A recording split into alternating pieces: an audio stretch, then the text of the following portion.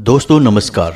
मकर राशि वाले मेरे मित्रों, आप सभी का आज के ज्योतिष के इस बेहद ही खास और आपकी जिंदगी में एक नई दिशा लाने वाले कार्यक्रम में बहुत बहुत स्वागत है, हृदय से अभिनंदन है। दोस्तों, हम नए वर्ष में प्रवेश कर चुके हैं और इस वर्ष हम चाहेंगे कि आपकी जिंदगी में ऐसे अद्भुत बदलाव आएं, ऐसी विशिष्ट कामयाबियां आपको हासिल हों जैसी कि आपने कभी सपने में भी नहीं सोची होंगी। जी हाँ दोस्तों, तो इसीलिए हम आपको आज के इस वीडियो में बताने जा रहे हैं ऐसी 5 बातों के बारे में जिन्हें यदि आपने अच्छी तरह से समझ लिया और अपने जीवन में एक एक करके उतार लिया तो हम गारंटी देते हैं कि आपको हर वह सुख मिलेगा जिसकी आपने कभी सपने में भी कल्पना नहीं की होगी। जी हाँ दोस्तों, कहने का मतलब यह है कि आपका जीवन बिल्कुल आपके अनुसार ही चलेगा।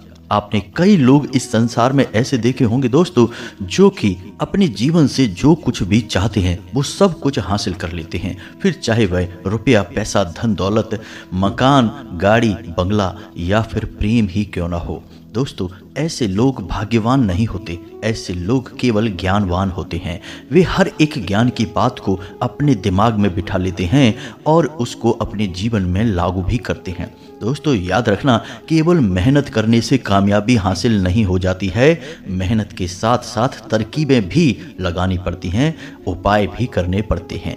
लेकिन इस सबसे महत्वपूर्ण बात यह है दोस्तों कि आपका जो आत्मिक ऊर्जा केंद्र है, यानी कि आपके आसपास जो आपका ऊर्जा क्षेत्र है, आपको उसे शुद्ध सकारात्मक ऊर्जा से भरना होगा।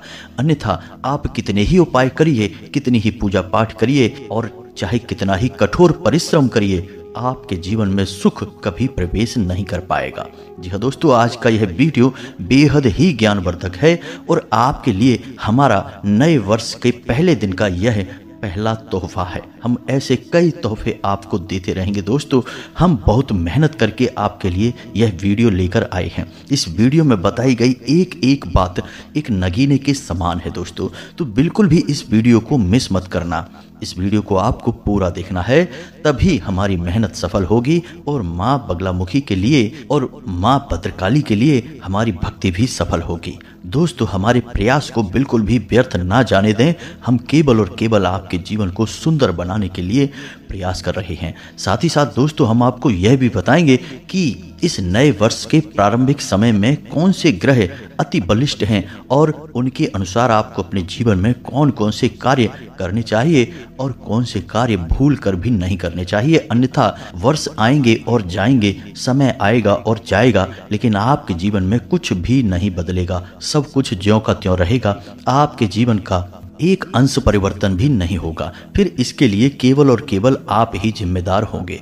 अब चाहे भले ही आप इसे अपनी बदकिस्मती कहते रहें या फिर ईश्वर का या फिर किसी अन्य शक्ति का प्रकोप मानते रहें, लेकिन दोस्तों याद रखना कि इंसान को इतनी शक्तियां ईश्वर ने देकर ही भेजा है कि वह प्रयास कर सकता है, विचार कर सकता है, मनन कर सकता है और इन सब से कहीं अधिक महत्वपूर्ण ज्ञान को हासिल कर सकता है।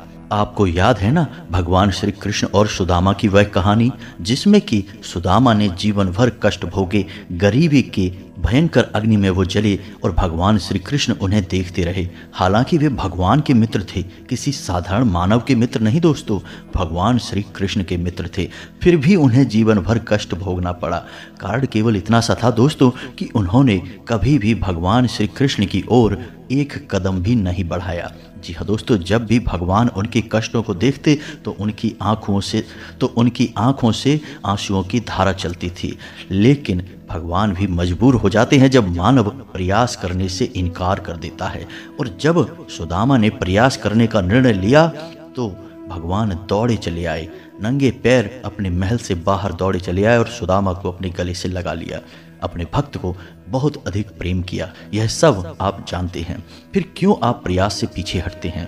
दोस्तों, हम सच्चे हृदय से आपके लिए प्रयास कर रहे हैं, आपको सर्वोत्तम से सर्वोत्तम ज्ञान देने की कोशिश कर रहे हैं, बस आप ही पीछे हट जाते हैं। जी हाँ दोस्तों, आपकी राशि के जातकों की यह एक बहुत बड़ी खामी है कि आप सुनते तो सब कुछ हैं, आपको बातें अच्छी भी बहुत लगती हैं, लेकिन जब नंबर प्रयास का आता है तो आप कदम पीछे खींच लेते हैं। कभी कभी आप प्रयास करते भी हैं, लेकिन आपके प्रयासों की प्रबलता में कमी रहती है, यानी कि दृढ़ता की कमी रहती है। आपके मन में हमेशा शक का भाव बना रहता है, इसी वजह से आपको प्रयास के उत्तम परिणाम भी प्राप्त नहीं होते हैं। तो दोस्तों, अब इस नए वर्ष में आपको बदलाव लेकर आना है। दोस्तों, यकीन मानिए कि इस वीडियो को यदि आपने पूरा देख लिया और इसके जो हम आपको विशेष बिंदु बता रहे हैं उन्हें आपने अपने जीवन में उतार लिया, तो जब यह वर्ष समाप्त होगा तो आप हमें धन्यवाद अवश्य देंगे और हम गारंटी देते हैं कि आप निश्चित तौर पर यह कहेंगे कि आपने इस वर्ष क्या क्या बड़ी चीज़ें हासिल की हैं। धन दौलत, प्यार मोहब्बत या फिर प्रॉपर्टी हो, गाड़ी हो, सब कुछ आपको हासिल हो जाएगा। जी हाँ दोस्तों, यह बहुत ही चमत्कारी वीडियो है। तो चलिए आज के इस वीडियो को बिना किसी देरी के प्रारंभ करें, लेकिन इससे पहले आपसे एक निवेदन है कि कमेंट में पूरे भक्ति भाव के साथ जय माँ भद्रकाली कृपा करो एक बार नहीं 3 बार लिखना। दोस्तों, माता आपको निश्चित तौर पर आशीर्वाद देंगी, कृपा देंगी और अपना भरपूर मातृत्व और प्रेम भी लुटाएंगी। हम ऐसी कामना करते हैं। साथ ही साथ दोस्तों, यदि आप चैनल पर पहली बार आए हैं तो फिर चैनल को सब्सक्राइब करना बिल्कुल ना भूलें। दोस्तों, हम देखते हैं कि आप लोग हमारी वीडियो तो देख लेते हैं लेकिन चैनल को सब्सक्राइब करने में कंजूसी करते हैं। कृपया ऐसा ना करें, यह बिल्कुल ही फ्री है, लेकिन इससे आप हमें लाखों करोड़ों का मनोबल अवश्य देंगे। तो आप हमारे मनोबल को अवश्य बढ़ाएं। कृपया कर हमारा हाथ जोड़कर आपसे निवेदन है, चैनल को सब्सक्राइब अवश्य करें। तो दोस्तों, सबसे पहले आपको हम बता दें कि यह जो वर्ष है यानी कि 2024, यह शनि को समर्पित वर्ष है। जी हाँ दोस्तों, अब आप समझिए कि शनि कौन है। शनि एक ऐसे अध्यापक हैं जो बहुत ही कठोर हैं। जी हाँ दोस्तों, उन्हें गलतियां बिल्कुल भी पसंद नहीं है और हम सभी विद्यार्थी हैं, अपने जीवन की परीक्षा दे रहे हैं। तो ऐसे में अब एक ऐसे अध्यापक का समय आ गया जो अत्यंत कठोर है। वह आपको देना तो बहुत कुछ चाहता है लेकिन आपकी गलतियों को बिल्कुल माफ़ नहीं करेगा, उसकी कठोर सजाएं देगा। जी हाँ दोस्तों, याद रखिए कि बहुत सारे लोग ऐसे होते हैं जो शनि की 7.5 में करोड़पति बन जाते हैं, तमाम सुख और वैभव भोगते हैं। जी हाँ दोस्तों, आपको सुनकर शायद आश्चर्य हो रहा होगा लेकिन यह बात बिल्कुल सत्य है। हमने अपने जीवन में कई ऐसे जातक देखे हैं जो यह कहते हैं कि शनि की 7.5 तो चल रही है लेकिन उनके जीवन में तमाम सुख और वैभव भर गया है।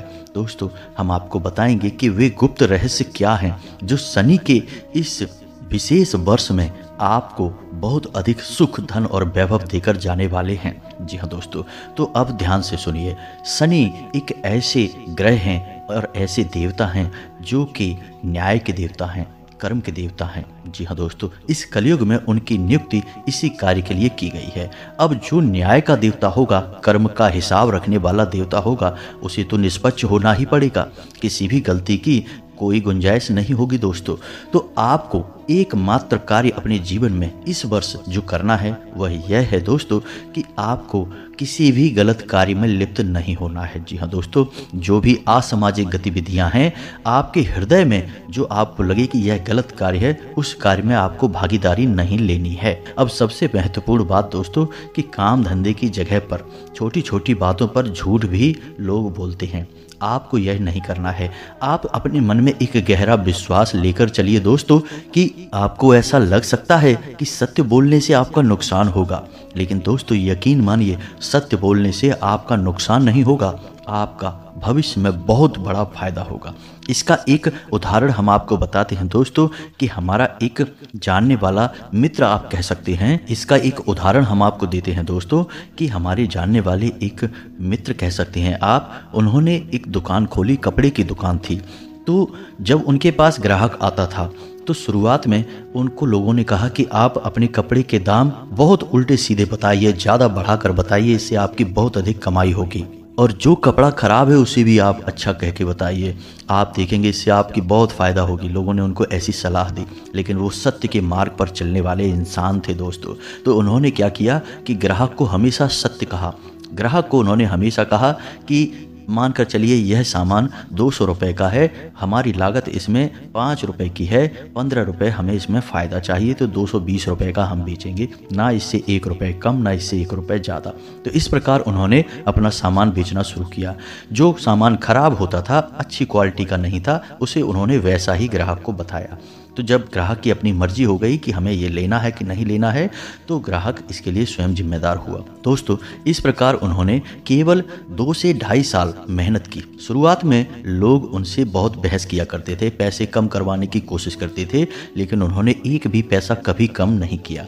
धीरे धीरे लोगों में उनकी छवि कुछ इस प्रकार की बनने लगी कि ये जो सामान बेचते हैं वो बहुत ही फिक्स रेट पर बेचते हैं और बाजार से सबसे अच्छे दामों पर बेचते हैं और रेट कम नहीं करते हैं। इसका मतलब यही होगा कि सही दाम ही लेते होंगे। अब लोग खुद ही बुद्धिमान हैं दोस्तों, अनुमान सही लगा लेते हैं।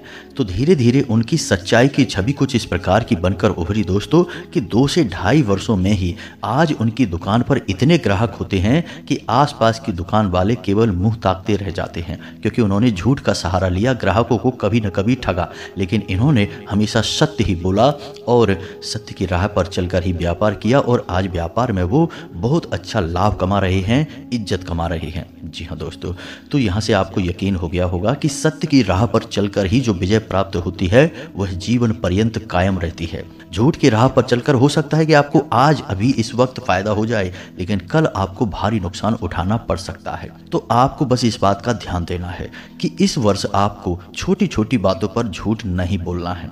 हो सके तो आप झूठ बोलें ही ना, हर बात को आपको सत्य करके ही बोलना है। इससे शनिदेव बहुत प्रसन्न होते हैं दोस्तों। यकीन मानिए कि जो सत्य की राह पर चलते हैं, शनिदेव की उन पर इतनी गहरी कृपा होती है कि यदि उनके ऊपर शनि की 7.5 प्रारंभ हो जाए तो फिर उनका उद्धार निश्चित हो जाता है। जी हाँ दोस्तों, वो लाखों करोड़ों में खेलते हैं, सम्मान भी उन्हें बहुत मिलता है। तो आपको सबसे पहला काम यही करना है कि सत्य की राह पर चलना है, झूठ नहीं बोलना है, जुआ, शराब, मांस, मदिरा आदि से बिल्कुल ही दूर रहना है, किसी भी अनैतिक कार्य में लिप्त नहीं होना है। पर स्त्री गमन और व्यभिचार जैसी गतिविधियों में तो आपको भूल कर भी देखना भी नहीं है। बस आपको इन बातों का ध्यान रखना है।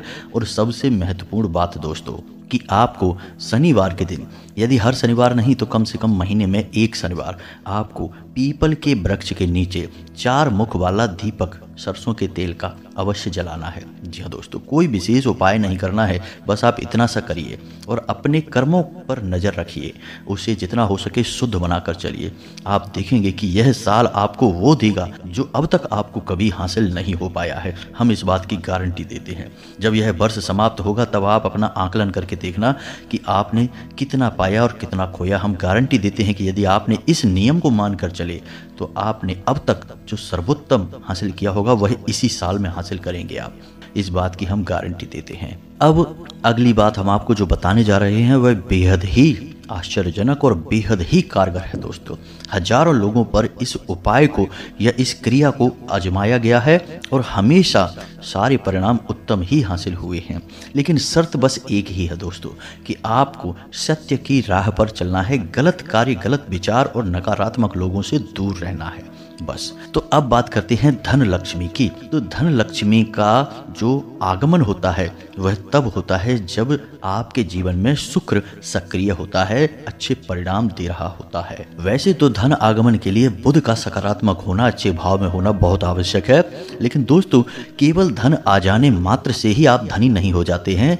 धन को आकर आपके जीवन में ठहरना भी चाहिए और धन ना केवल ठहरे बल्कि आप उसका सदुपयोग भी कर पाएं, यानी कि धन को आप अच्छे कार्यों में लगाएं, अपने जीवन को सुखी बनाने में लगाएं। दोस्तों एक पुरानी कहावत है कि पैसा कमाना तो आसान है लेकिन पैसे को रोक कर रख पाना बहुत मुश्किल है। तो बस ये जो रोक के रख पाने वाला कार्य है यह शुक्र की कृपा की वजह से होता है और शनि और शुक्र मित्र हैं। जी हाँ दोस्तों, तो यदि शनि की कृपा आपके ऊपर रहेगी तो शुक्र की कृपा अपने आप आपके ऊपर अच्छी रहेगी। शुक्र आपके जीवन में अच्छे परिणाम देगा। जी हाँ दोस्तों, तो अब ऐसे में आपको कुछ छोटे छोटे उपाय शुक्र से संबंधित भी करने होंगे।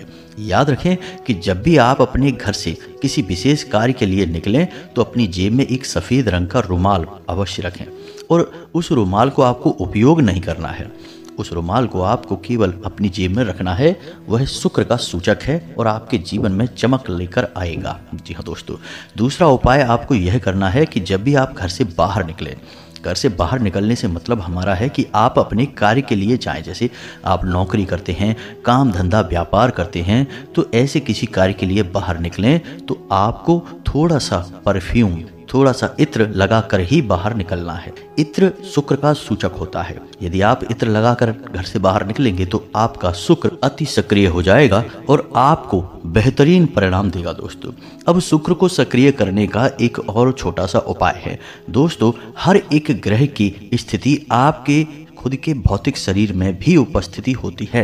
जी हाँ दोस्तों, यानी कि हर एक ग्रह आपके शरीर के किसी न किसी अंग में वास करता है या उसे संचालित करता है। तो इसी प्रकार आपको हम बताएं कि आपकी हथेली में जो अंगूठे से नीचे का भाग होता है, इसे हम शुक्र पर्वत कहते हैं। तो आपको इसे भी सक्रिय करना होगा दोस्तों। ये कार्य बहुत जरूरी है। यकीन मानिए, इन कार्यों से आपका उद्धार होगा। हमारा विश्वास करके तो देखिए, कुछ दिन ही आप इन कार्यों को करेंगे और आपका जीवन बदलना प्रारंभ हो जाएगा। तो आपको इस शुक्र पर्वत को सक्रिय करना होगा। तो दिन में जब भी आपको समय मिले तो अपनी हथेली के इस भाग को एक दूसरे के ऊपर रख कर धीरे धीरे मसाज करिए। जी हाँ दोस्तों, एक दूसरे पर इन्हें रगड़िए। इससे थोड़ी सी गर्मी उत्पन्न होगी। फिर धीरे धीरे इन्हें आपस में दबाइए। इससे आपका शुक्र पर्वत सक्रिय हो जाएगा, यानी कि वहाँ ऊर्जा का संचार होगा, खून का बहाव तेज होगा और आपका शुक्र पर्वत सक्रिय हो जाएगा, जो कि शुक्र के अच्छे गुणों को आपके जीवन में लेकर आएगा। अब इसी के साथ साथ दोस्तों, आपको हम बताएं कि हमारे अंक ज्योतिष में एक अंक ऐसा है जो कि माता लक्ष्मी का सूचक माना जाता है। जी हाँ दोस्तों, वैसे तो अंक 6 माता लक्ष्मी का सूचक होता है, लेकिन एक त्रिकोणीय श्रृंखला में भी अंकों की संख्या है जिसे हम 708 यानी 708 कहते हैं। जी हाँ दोस्तों, तो जब भी आप 708 कहते हैं यानी 708, तो माता लक्ष्मी आपकी ओर आकर्षित होती हैं। जी हाँ दोस्तों, यहाँ पर हम बात माता लक्ष्मी के भौतिक स्वरूप की नहीं कर रहे हैं, उस ऊर्जा की कर रहे हैं जो कि माता लक्ष्मी का प्रतीक है। तो वह ऊर्जा आपकी ओर आकर्षित होती है। तो अब आपको क्या करना है कि जब भी आप किसी को कुछ पैसे दें, यानी कि रुपए पैसे का लेन देन करें, तो जब भी आप रुपए पैसे दें, चाहे आप हाथों हाथ किसी को पैसे दें, चाहे आप मोबाइल से किसी को पैसे ट्रांसफ़र करें या किसी भी अन्य माध्यम से किसी को पैसे दें, तो आपको मन में यह बोलना है 708 अनंत होकर वापस आना। जी हाँ दोस्तों, यह एक छोटा सा टोटका है, इसे आप याद रखिए। जब भी आप किसी को पैसे दें तो आपको यह बोलना है 708 अनंत होकर वापस आना, या फिर हिंदी में बोल सकते हैं 708 अनंत होकर वापस आना। अब आप जब किसी को नोट दे रहे हैं दोस्तों, कोशिश करें कि किसी को सिक्के कभी ना दें। जी हाँ दोस्तों, यह बहुत बड़ी गलती है। कभी किसी को सिक्के ना दें, क्योंकि सिक्कों में माता लक्ष्मी का शुद्ध ऊर्जा स्वरूप वास करता है। तो अब आपके मन में प्रश्न आएगा कि सिक्कों का क्या करेंगे? ऐसे तो सिक्के बहुत सारे हमारे पास एकत्रित हो जाएंगे। तो इसके लिए सर्वोत्तम यह होगा कि जो सिक्के आपके पास एकत्रित होते रहें, उन्हें धीरे धीरे इकट्ठा करें और शुक्रवार के दिन छोटी कन्याओं को उन्हीं सिक्कों से कुछ न कुछ उपहार दे दें या फिर उन्हें चावल की मीठी खीर बनाकर खिला दें। इससे माता लक्ष्मी बेहद प्रसन्न होती हैं और आपको अकूत भौतिक सुख देती हैं। दोस्तों यकीन मानिए, यह बहुत ही कारगर उपाय है। तो अब आप समझ गए कि आपको लेन देन केवल और केवल कागज के रुपयों में करना है, सिक्कों में नहीं। सिक्के जब भी आपके पास आए आप उन्हें संभाल कर रख लें। दोस्तों आपने देखा होगा कि पुराने ज़माने में एक मिट्टी की गुल्लक होती थी और हमारे घर के बड़े बुजुर्ग उस गुल्लक में छोटे बच्चों से कहते थे कि सिक्के इकट्ठे करो, यानी कि समझो कि आप माता लक्ष्मी को अपने घर में रखने की एक व्यवस्था थी। लेकिन इन व्यवस्थाओं को किसी न किसी रूप में हमारे घरों में प्रस्तुत किया जाता था, सीधे तौर पर नहीं।